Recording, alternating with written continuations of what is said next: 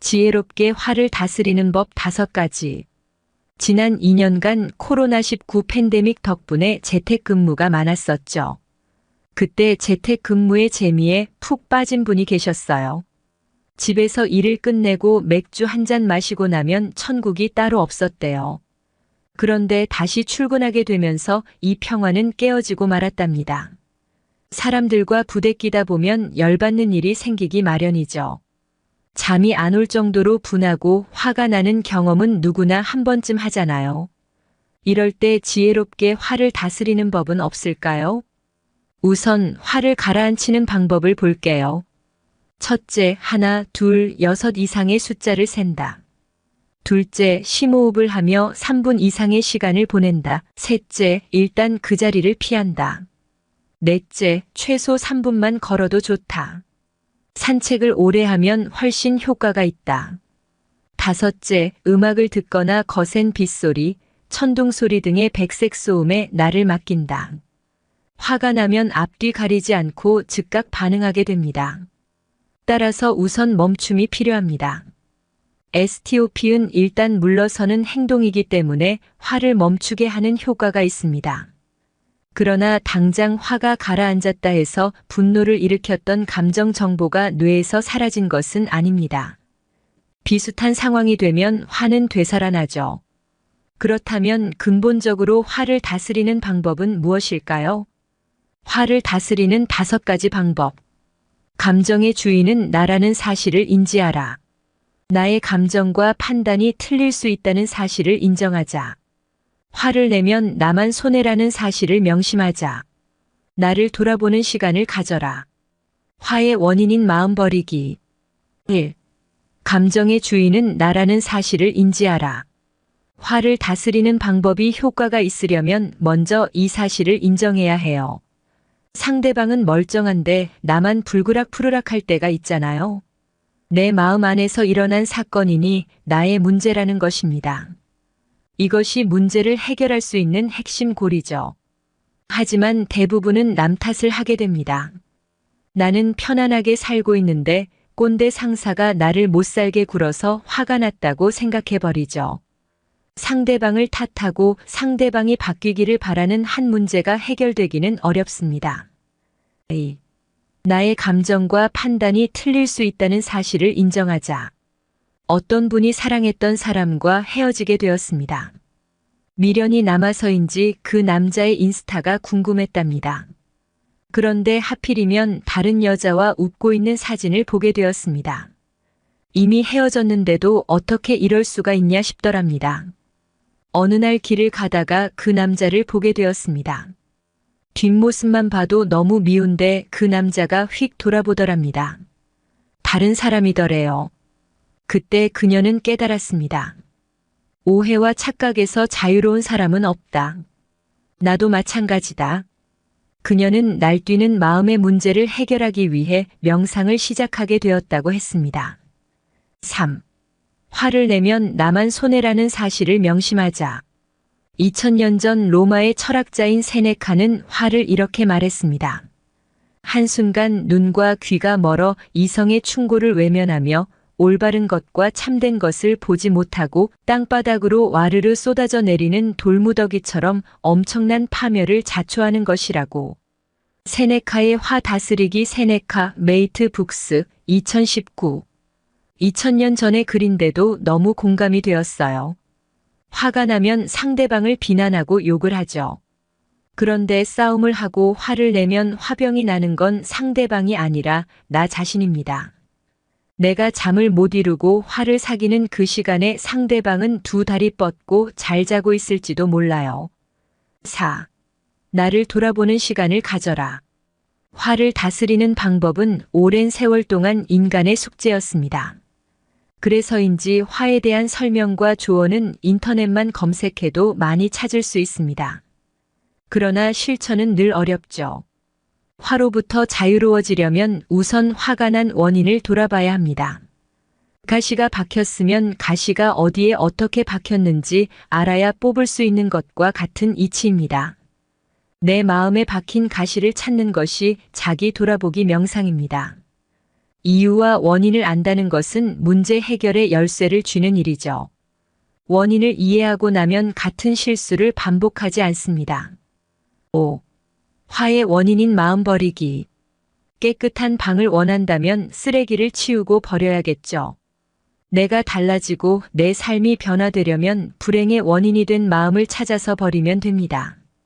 화를 다스리는 가장 근본적이고 지혜로운 방법은 마음을 버리는 것입니다.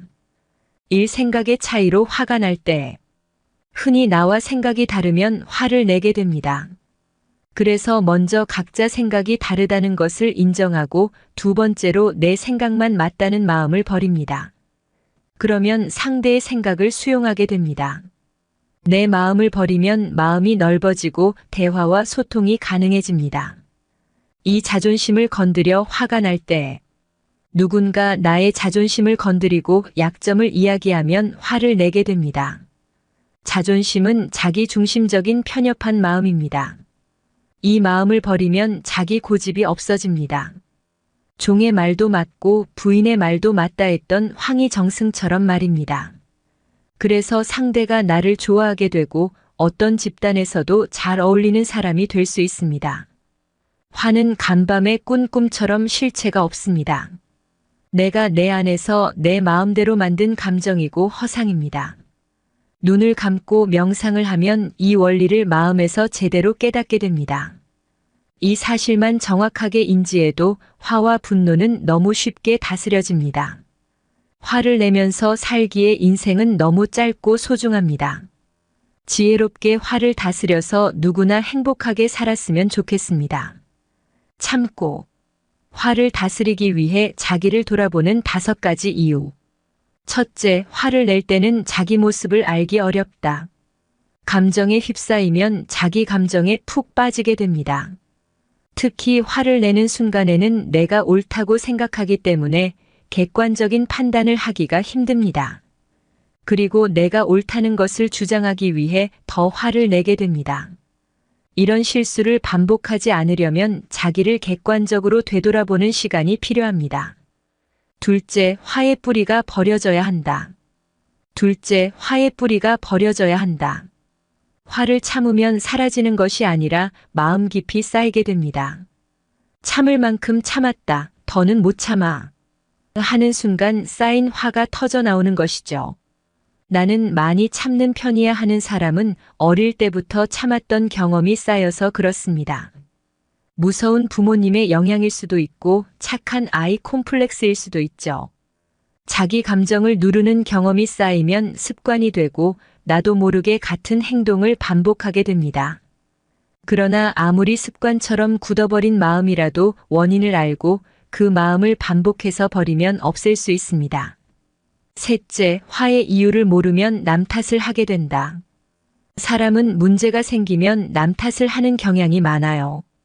이런 태도는 자신을 화나게 한 상대방에게만 몰입하고 상대방이 달라지면 문제가 해결된다고 생각하게 됩니다. 넷째, 화의 원인을 모르면 자신을 괴롭히게 된다. 소극적으로 화를 내는 경우도 많아요. 모두 내 탓이고 내 잘못이라고 자신을 비하하고 자신을 괴롭히는 것이죠. 심리학자들은 밖으로 향하는 화를 분노라고 하고 자신에게 향하는 화는 우울증이라고 합니다.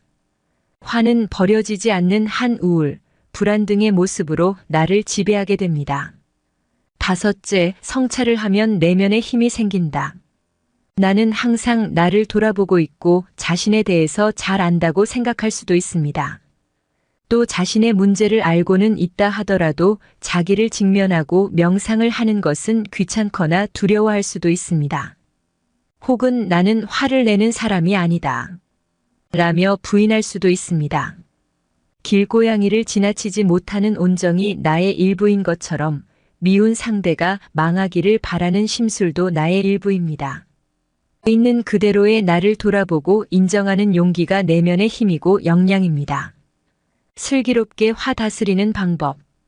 끊임없이 불만을 토로하고 화내는 사람이 있습니다. 이런 성향을 가진 동료와 같은 사무실에서 근무하는 것 자체만으로도 충분히 괴로운 일인데요. 가슴속에 쌓여 있을 화를 슬기롭게 풀 수 있는 방법을 알아보았습니다. 툭하면 화내고 짜증내는 사람이 주변에 있다면 힘들고 괴롭습니다. 왜 내 주변에만 이런 진상들이 있나 생각할지 모르지만 긍정적인 사실은 어딜 가나 이런 사람이 존재한다는 것입니다. 그러니 너무 열받을 필요는 없습니다. 분명한 사실은 자신이든 상대방이든 평소 화가 많다면 그 존재 자체만으로 주변을 힘들게 할 수 있습니다. 인연을 끊는 것이 아니라면 해결 방법은 사실 없습니다. 그나마 직장 동료라면 월급이라는 긍정의 대가로 감정 희생을 버틸 수 있죠. 그러나 월급과 같은 수단은 단편적인 해결책에 불과합니다. 남을 변화시킬 수 없다면 자신의 감정을 훈련하는 것이 현명합니다. 화나는 감정을 슬기롭게 다스리는 법과 화내는 상대방을 현명하게 대처하는 법이 필요한 이유죠. 심리적 고수의 감정 컨트롤. 스트레스를 받았을 때 화부터 내는 사람이 있습니다. 이들은 작은 것에도 수치심과 분노를 느껴 부정적인 감정을 폭발시키죠. 특히 자신이 소중하다고 생각했던 것을 인정받지 못하면 더욱 그렇습니다. 자기애를 지키기 위해 안간힘을 쓰며 반응하는 것입니다. 반면에 좀처럼 화를 내지 않는 사람도 있습니다. 이들은 남의 평가에 크게 연연해하지 않습니다. 자존감이 높아 자신의 감정도 잘 컨트롤하죠. 사소한 일로 자기애가 상처받지 않아 언성을 높일 상황도 없습니다. 그렇기 때문에 화내는 상대의 이야기를 들어줄 여유가 있고 이들이 왜 화가 났는지 정보를 얻을 수 있습니다. 같이 화내고 싸우면 똑같은 사람으로 취급받지만 이들은 정보를 수집해 상대방을 좌지우지할 전략과 전술을 짤 수 있습니다. 싸움은 피하고 상대방의 잘못된 부분은 정확하게 되짚는 슬기로운 복수가 가능한 거죠. 감정 컨트롤이 가능한 완벽한 심리적 고수가 되기 위해 심리적 하수의 특징을 먼저 살펴봅시다. 기억하면 같이 욱하는 것을 피할 수 있고 이성적으로 대응할 수 있습니다. 스텝 1. 욱하는 사람의 특징 파악하기. 스스로 과대평가한다. 별것 아닌 일에도 화를 내는 사람이 있죠.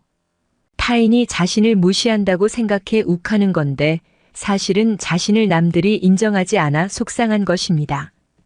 방어기제를 발동한다. 콤플렉스가 외부 요인에 의해 자극받아 과하게 반응한 것입니다.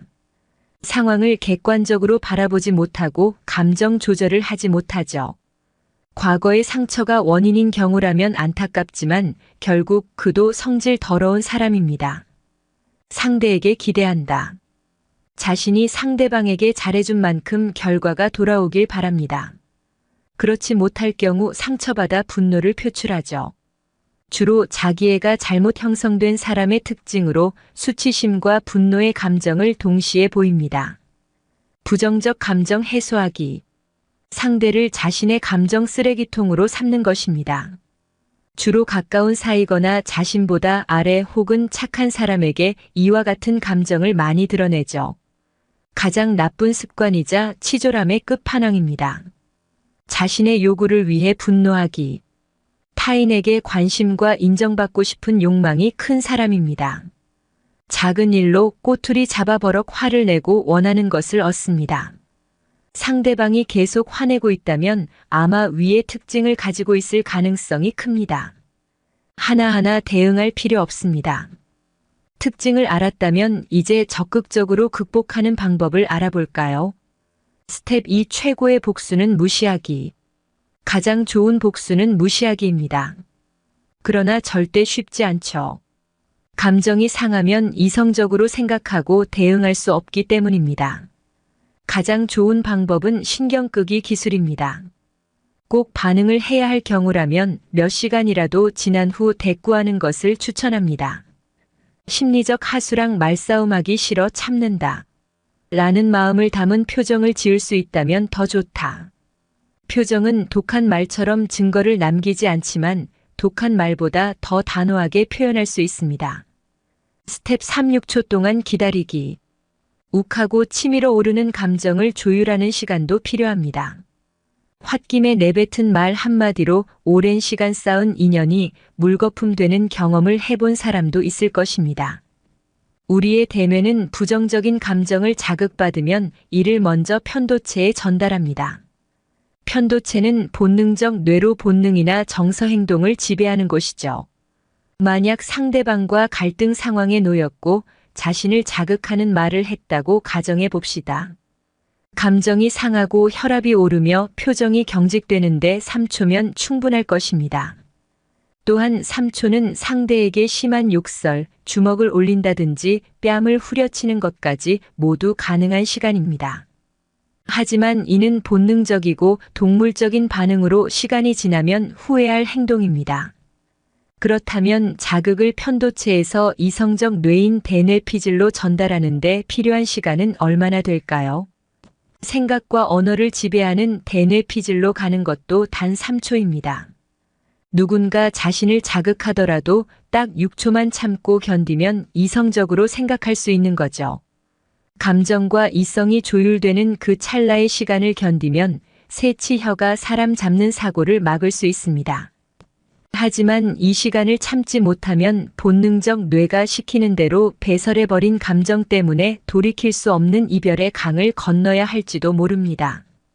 물론 감정이 휘몰아치는 6초는 생각보다 긴 시간으로 느껴질 수 있습니다. 그럼에도 6초 동안 멈추고 상대의 얘기를 들어줄 수 있어야 합니다. 우선 눈을 감고 굽은 어깨와 허리를 곧게 펴봅시다. 그리고 3초 동안 코로 깊게 숨을 들이마시고 내쉴 때는 살짝 입을 벌려 아랫배가 등허리에 붙을 때까지 내뱉는다는 기분으로 길게 숨을 내쉽니다. 아마 다들 한 번쯤은 해봤을 복식 호흡인데요. 이렇게 단순한 호흡법이 자율신경을 균형 있게 조율해 신비한 힘을 발휘합니다. 감정이 격정적이라 조금 더 시간이 필요하다면 이 호흡을 5번만 반복해 봅시다. 놀라울 만큼 마음이 안정되는 것을 느낄 수 있습니다. 관계를 살리는 시간 6초로 슬기롭게 화를 극복하고 차분한 대화를 이어나가 봅시다.